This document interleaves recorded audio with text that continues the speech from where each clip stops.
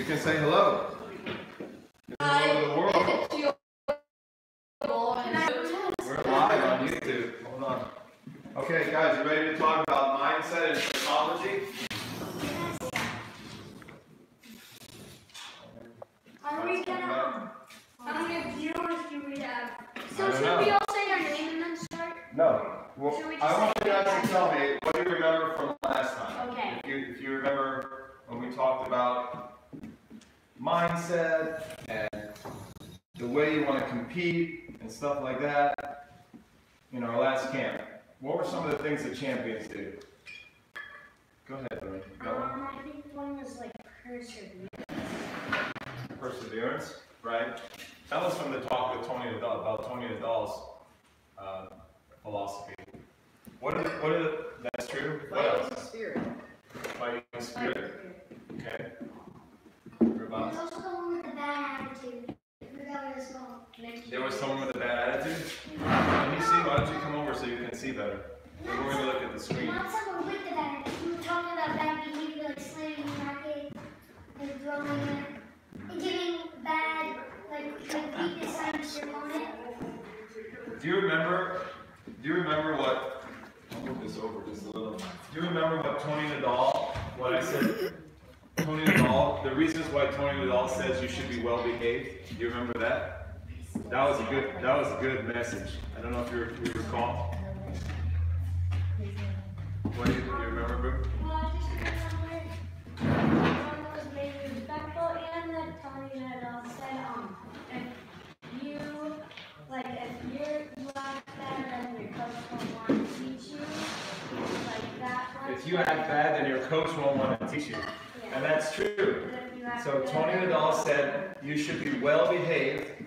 And typically, why do coaches usually tell you to well behave? Probably, what do you think, Reese?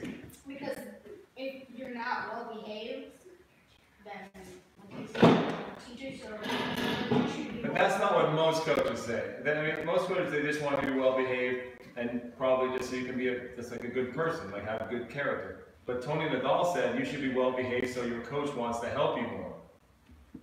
And I thought that was a very profound point. I've never heard anyone really explain it like that. He basically says, well, if you're not well behaved, what coach is going to really want to work with you? Right? And of all the people that help you in life and in your career as a tennis player, you're going to meet a lot of coaches, and you want those people to help you along the road. And if you don't behave well, can I have your eyes, guys? We're going to watch some videos later. Can I have your eyes, please? If you don't behave well, who's going to want to help you? You're probably not as motivated to help you, because when a coach has the choice to help one kid who's not very well behaved and another kid who's very well behaved, who's he probably going to help more? Right? Probably he's going to have an inclination to help a kid who's nice and respectful. But the other reason was that Tony Nadal said, if you're not well behaved, he said, if you're not well behaved, then it's a very inefficient road. In other words, when you have a lot of drama on the court, I'm going to turn this off because you guys can't focus.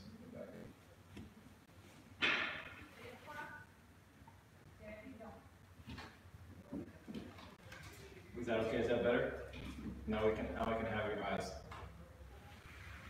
So he says it's very inefficient if you're not well behaved and you're on the court and you have a lot of drama. You're wasting a lot of time. You're not gonna get better as fast because you don't have good behavior, because it gets in the way of your progress when if, for example, like when I have a student that has a lot of drama and I'm giving them a lesson, that's minutes. That can be a lot of time out of the lesson that I'm dealing with their drama. I'm trying to get them to focus better instead of working on their forehand or working on their footwork or doing something else. So over time that accumulates. If you're not well behaved, sometimes all of that drama can get in the way of your progress, both on the practice court and also when you're playing matches. It can get in the way when you're playing matches. What else do you guys remember from? What about the way players carry themselves on the court? Like how do champions act? Like players like Federer. We were going to watch probably some Federer. We're going to watch some Nadal, maybe. Maybe we'll watch some Djokovic. Like, how do they carry themselves on the court? Shoulders back. Shoulders back. Mm-hmm. So not slumped over. Yeah. What else?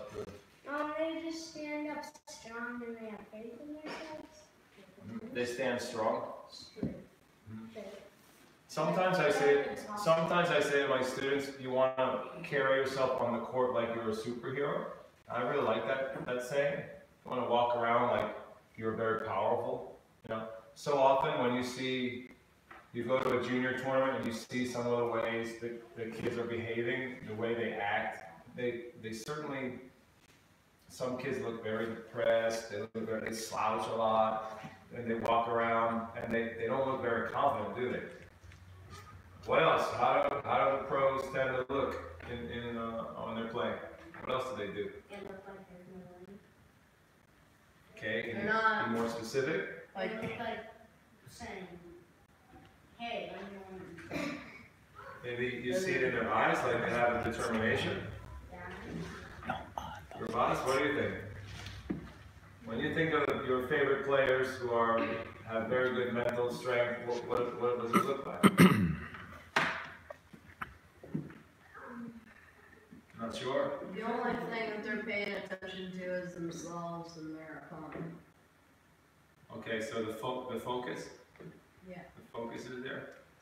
Well, what we can do is get into some videos and let's watch a few champion players and let's kind of see what they do.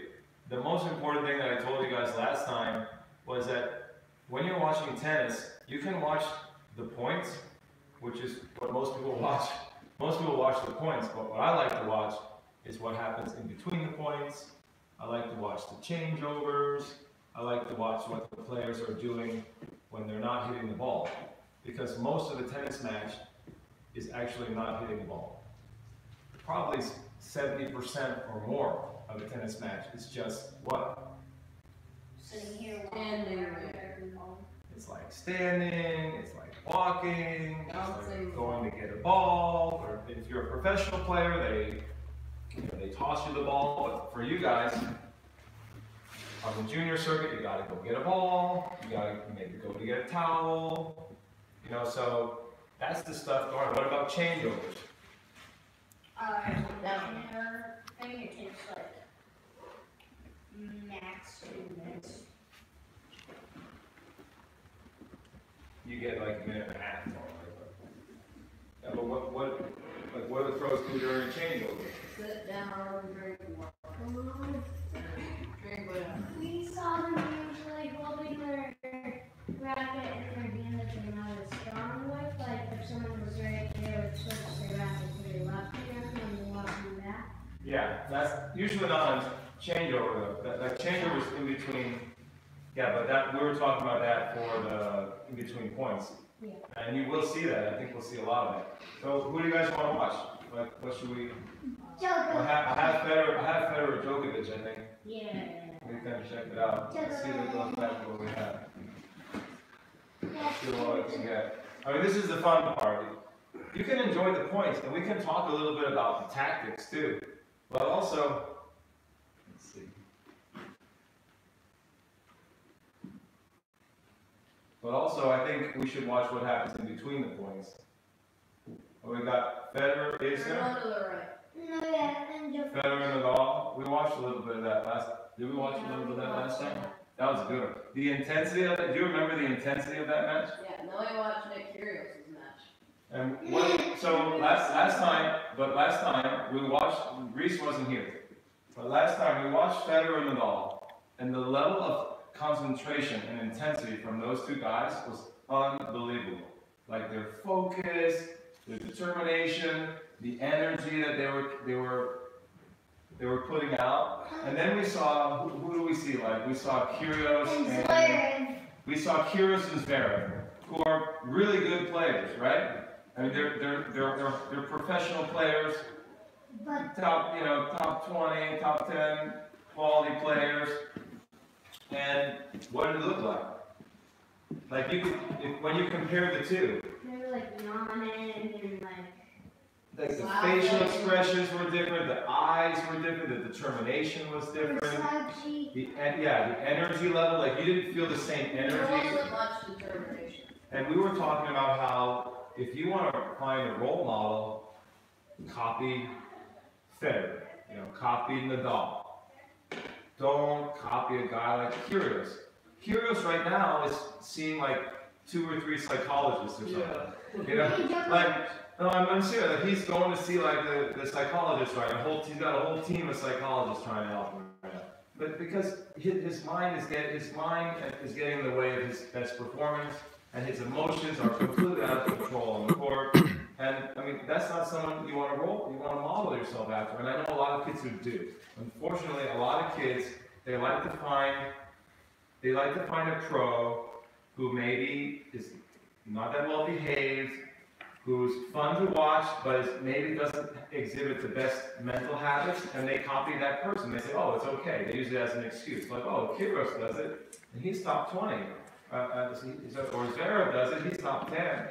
So it's okay. I would encourage you guys just to look past those few examples and try to find guys and girls who are the best possible role models in terms of their mental and emotional control. Things like that. Zverev actually top 5. I know, well, I'm just saying. He's amazing. He's doing great. Yeah. So, do we have any requests? I have Djokovic, Federer. I have Federer, Kyrgios, but that's Labour Cup. That's a very good one. Djokovic versus Federer, Australian Open semi-final. Yeah? You want to watch a little of that? Okay. Well, I think we should watch some different stuff. Well, let's see.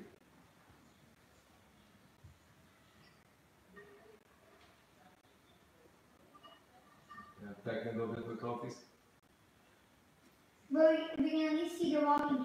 We can at least see Djokovic walking with his head up on like Federer. He's walking with his head down. That would be because it's paused right now. Yeah. Nobody's doing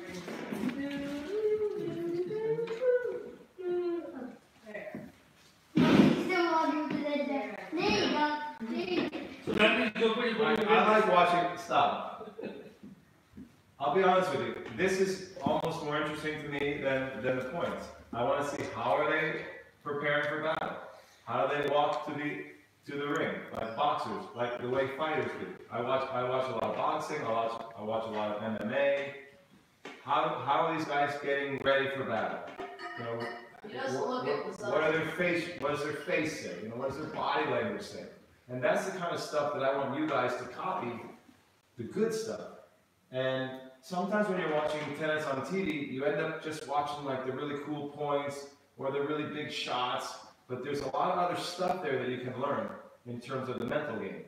I guess that's my point. It's good. Look at Novak. Look at his face, man. These guys are warriors. Can everybody see okay? Ish, can you see okay? Or you guys see okay? Yeah. Would you be nervous walking onto the big stadium like this? Center court? Probably not. How many people do you think are watching there? Look at Djokovic's body language. You think they're nervous?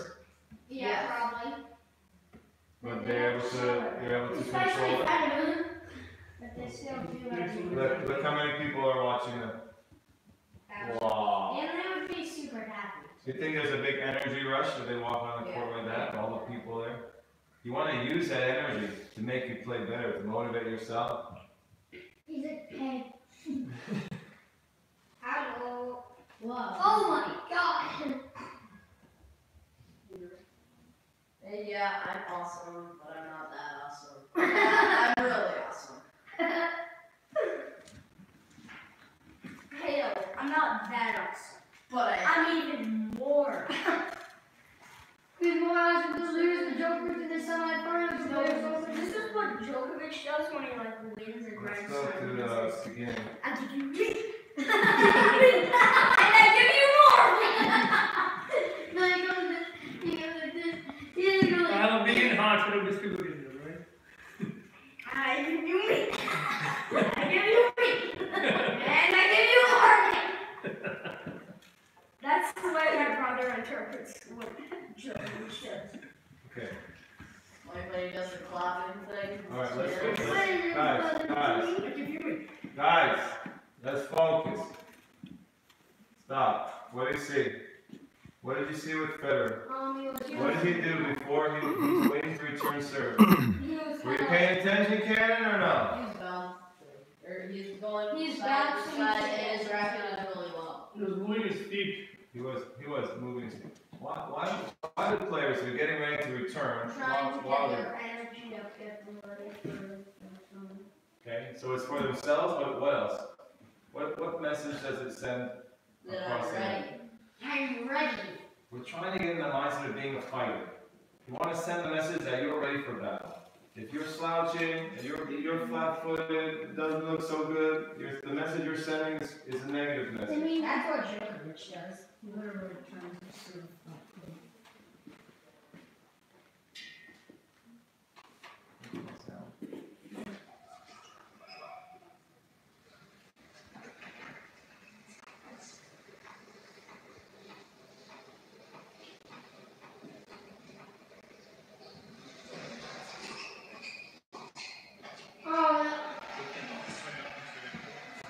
Okay?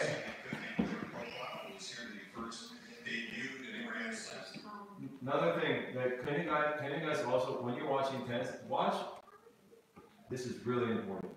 Watch when a player makes a mistake, the good ones, and watch how they act after they make a mistake, because that's where you can learn a lot. And I'll tell you, so many of my students, when they make a mistake, the body language, the facial expressions, the things that they say, the things that they think to themselves are really bad, really negative. And if you watch these guys who are on top of the world, the best players in the world, they've mastered how to talk to themselves, how to think. You know, and they have these very common ways that they react. The reactions are usually very positive reactions, and they find ways to flip a negative into a positive. So that's also something to look at when we can watch for that. Yes, your thoughts. I'm a top player, I don't remember who it was. He made a mistake and he banged his back until it broke. Okay. A professional player? I think it was probably like Andy, right? Okay. Is that a good emotional response? Probably. Yes, Probably that's a not. very good one. Yeah, let's practice that tomorrow. Yay! Let's go! Just bring with you $20,000. No, We'll go through like 20 rounds. Let's see what we can see.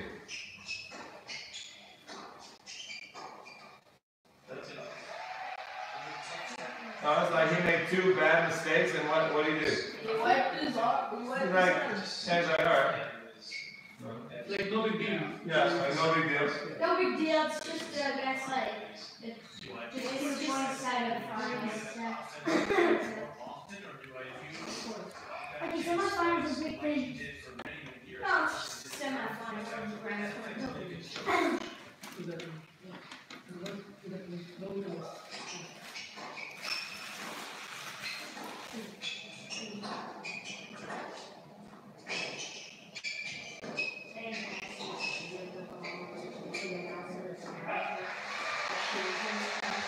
That was a great approach shot. You see that? You see how much topspin he put on that? If he didn't, it would hit the net. During this tournament, Chris Lewit had one tricky match where he's a little bit flat, but otherwise he's been hitting the ball cleanly, he's been relaxed. And, I think his prime is ever. The Birds match was a strong second win, and it hit him off the court and hold it to 6-1 sets. Sandwich trying to tie break. Really strong stuff. Maybe we get her service. That's it. It's going for a lot. Is he faulted? Is he whining? He's crying? He's annoyed. Did he say, oh my God, OMG? You know how many times I hear OMG from my students? He just did Oh my this. God. No, he just did this. That's Yeah. right.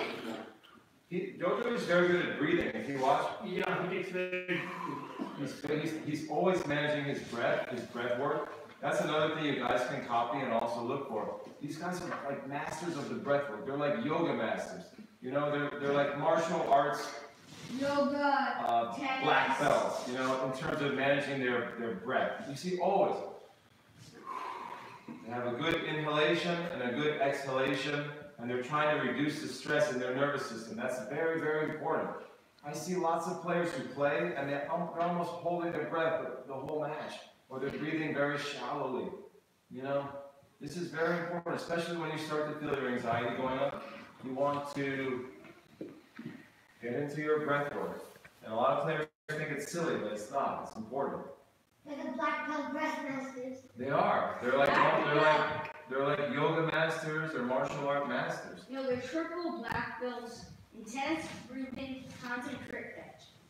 I mean, of course you're breathing because you're alive, but it's about managing your breath and also manipulating your breath work to try to help calm yourself, because you're in a battle, you're in a fight, and it's stressful. It's like being in a war.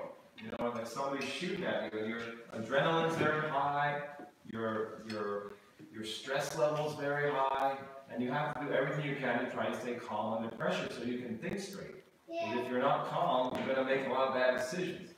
And if you're slouchy or shot, No, you're not going to get shot. no, if there was a war. Well, you want to. The key is he's missing a lot of certain things. Maybe he's nervous. Maybe he has some jitters. How many times he bounces the ball, guys? What do you think about that? Probably counts each time. Better doesn't really bounce till the last second, so usually he's just focused on just. Better we, like, I feel like sometimes. Like sometimes if he's facing a great one.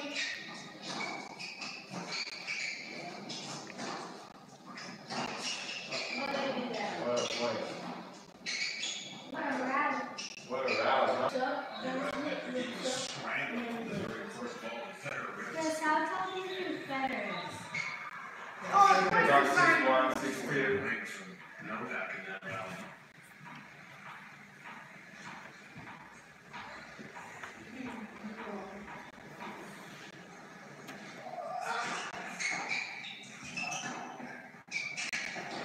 Oh, no. How's his response?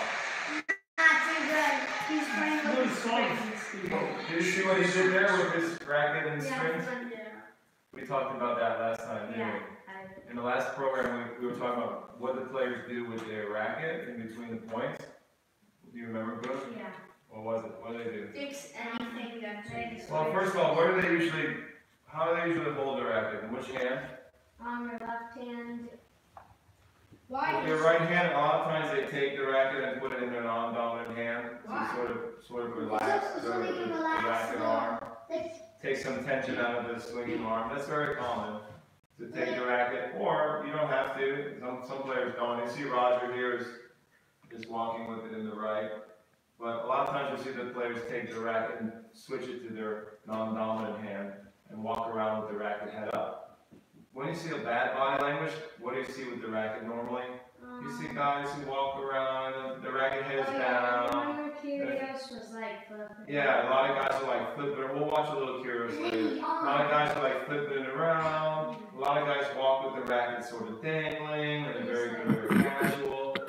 You look at the way these guys hold the racket in between points, they're doing a really good job. And you saw that he went right through his strings, so let's see if I can get it. I know Federer, he turns the grip like when he's returning, he like strings the grip a lot. Alright, good luck. We're talking about, you mean before?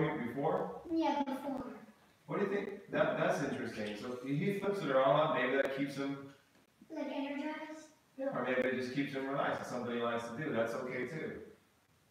Let me see if I can grab it. He'll do it right now, I think, before he turns the next round. Okay, so he misses here, watch. Let's see what happens. See if we can get it. Let's see if we can get it. Okay. This is the one that he... Novak in that rally. No, I think he's turning it, he's using He it. is. Well, look at his right He arm. keeps flipping the racket around, rotating But I want you to see that when he missed that shot, he went right to his strings and adjusted the string. Let's see. Here we go. Okay, watch. Now, okay, so he missed the shot. How about that? He's a little pissed right now. Yeah. Look at him. He's looking down. He's not really that happy. And look, now what's he gonna do? What do he do? Adjusting the racket He took the racket, looked down here at the strings, and what do you think he's doing now? He's probably regrouping mentally, refocusing. He's probably telling himself what? What do you think? Next point. Maybe say next point. He might. What else? I mean, we don't know exactly. What could he be saying to himself right now? Checking the strings. Come on, man. Let's get the next one. You know, it's okay. You got this. Everyone's got some different messages that they say to themselves. You have to have your own sort of power phrases that you say to yourself in times of trouble. You should have that. You should have a few things that you like to say to yourself. You guys have any power phrases that you like? Positive power phrases? Sometimes they call them positive power phrases. What do you like? Well, this is what I say. I just believe and be strong and Believe and be strong? yeah. That's a good one. I just I say, like that. I just say the other guy's bad. Beat him. Okay. Do you say anything positive to uplift yourself? That's my positive. Okay. I don't think of it as you suck, beat him.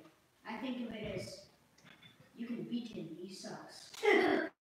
I think of Okay, it. so you denigrate your opponent. Okay. Yes. Prabhas, how are you? If I was finish a break point, I would just say to calm myself down and go. I would just take deep breaths. Deep breaths. Do you have a positive power phrase? Do you have a phrase that you like a go-to phrase? Sometimes I also do it better because I adjust my strings a little bit. I also do that sometimes. Not What do you say to Do you have yourself? any sayings that you Not like? really. really. Okay, maybe something to work on. Try to find something. NBA. Reese, that might be something you want to work on. Instead of just thinking your opponent sucks, maybe you could find something constructive that you could say to yourself. I say you're good, but he sucks. No, I'm saying for yourself. I don't think you're hearing what I'm saying. Maybe there's something you could think about how it with yourself. That might be a mature thing to work on. Why does it say Because So they're telling it's- us on the bottom. It's a TV report. That's not relevant, Reese. Ken, do you have any positive power phrases that you like? I just remembered the last point that I won and try to do that again. Okay, you try to think back something good. Yeah. That's good because a lot of people think back something bad. So if that works for you to try to find something positive in your recent memory bank, probably a good idea. For Bob's question. I do this, but it's not basically to myself. What do you do? You scream, Yes, go. Yes, I do. Well, that's a positive power phrase. Yes, go. Go is a very simple I say, come phrase. on. I like how he goes to The his shaky strings there. circuit started being bold enough to really rip those forehands, the moments of importance early in this match for Djokovic. Determined.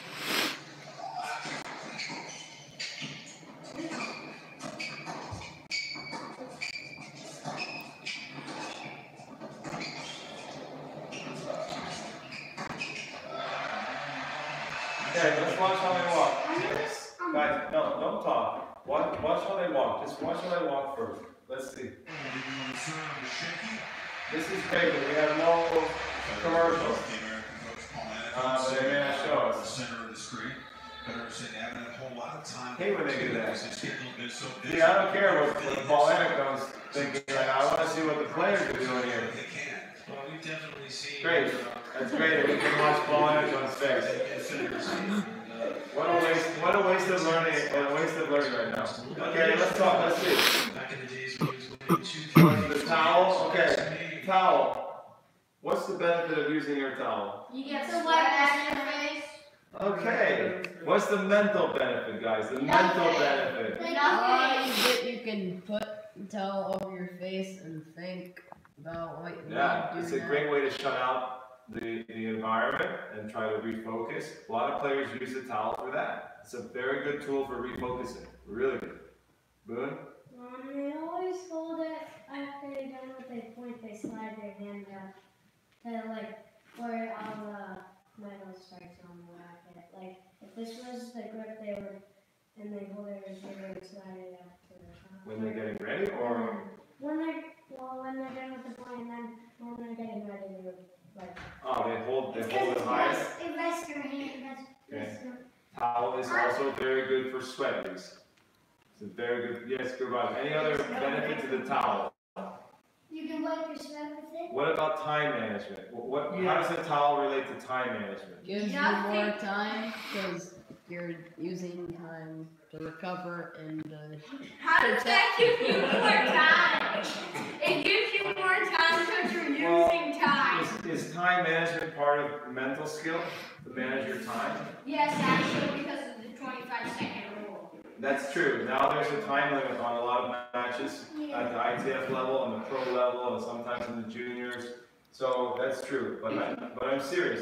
A mentally tough player is always aware of time and managing time well. So towel, for example, is a way that you could speed up or slow down time. Slow down. Slow down. Thank you. Yes, you can. If things are not going well, you can do what? You can stall. You can stall to a certain extent. You want to maybe slow things down, regroup, go to your towel, Darkness.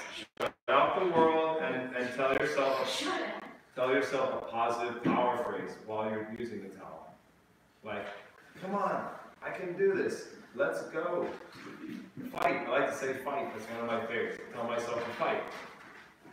Simple. That's one of my favorite simple power phrases, for example. It's as simple as that. It's like fight, fight, fight. Come on. You know? Let's see what's happening with the towel here. That's a nice towel. Look at that.